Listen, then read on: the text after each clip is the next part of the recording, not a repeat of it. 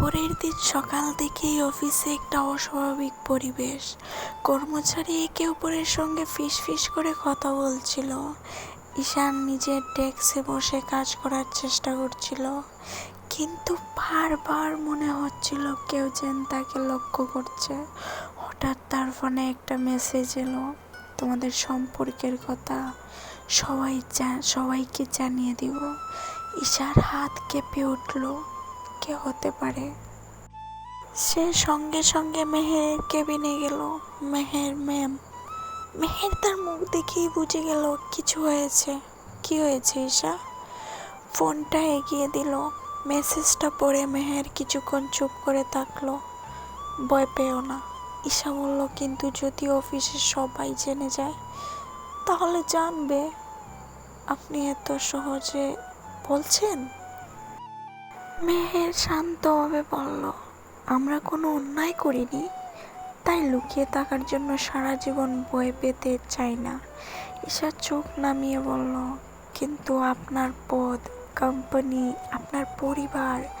মেহের ধীরে উত্তর দিল, কোনো সম্পর্কের জন্য নিজের সম্মান হারাতে হয় না, আর কারোর ভালোবাসা লজ্জার বিষয় নয়।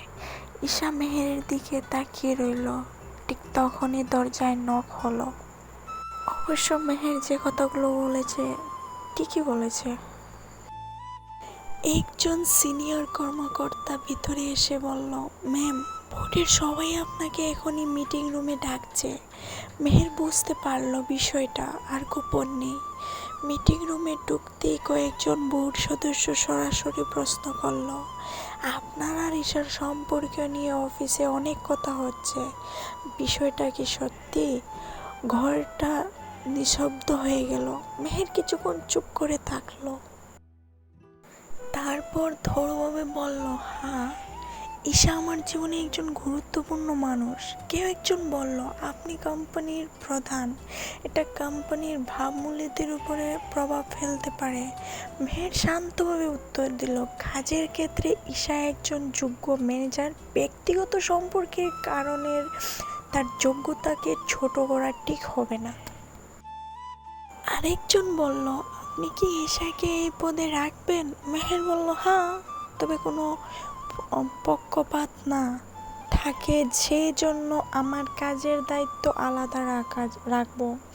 তার প্রতিবন্ধী বা মূল্যায়ন অন্য পরিচালকদের মধ্যেই হবে। কথাটা শুনে সবাই চুপ হয়ে গেল। মেহের বুঝিয়ে দিল, ভালোবাসা আর পেশাগত দ্বিতীয়ত দুইটি আলাদা রেখে সম্মানের সঙ্গে পথ চলা যায়। মিটিং শেষ হওয়ার পরে ঈশা কেবিনে করিডোরে দাঁড়িয়েছিল। মেহের বেরিয়ে আসতে ঈশা ধীরে বলল, আপনি সত্যিটা বলে দিলেন? হ্যাঁ, ভয় লাগেনি? মেহের মৃদু হেসে বলল, লেগেছে। ঈশা অবাক হয়ে বলল, তাহলে তোমার হাত ছেড়ে দেওয়ার ভয়টা তার চেয়েও বেশি ছিল?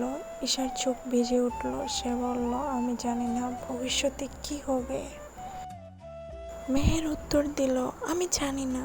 তারপরে একটু থেমে বলল, কিন্তু এবার থেকে আমরা ভয়ের কারণ পালাবো না। ঈশা মাথা নাড়ল। দুজন জানত সত্যিটা প্রকাশ করার পর পথ আরও কঠিন হতে পারে।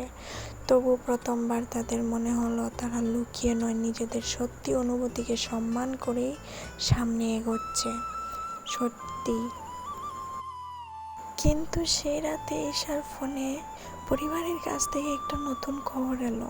এমন একটি খবর যা তাদের ভবিষ্যতে আবারও বদলে দিতে পারে। এই গল্পটা যত সময় যাচ্ছে তত ইন্টারেস্টিং হচ্ছে।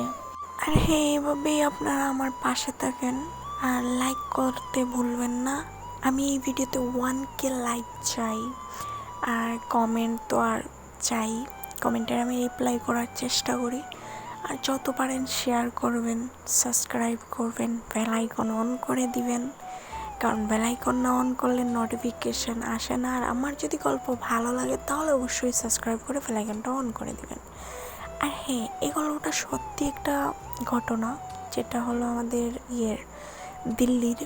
দিল্লির একটা ঘটনা।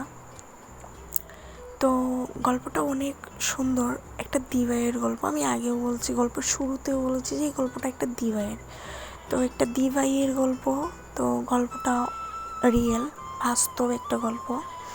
তো উনি আমার ভিডিও দেখে, কিন্তু উনি কমেন্ট খুব কম করে, তো ওনাকে চেনানো যাবে না। ওকে ভাই, ভালো থেকো, সুস্থ থেকো, টাটা, বাই বাই। সাবস্ক্রাইব করতে ভুলো না। নতুন গল্প নিয়ে আবার আসবো। কমেন্টে বলো তুমি হলে কি করতা। টার্গেট 1K লাইকস পূরণ হলে নেক্সট পার্ট নিয়ে আসবো।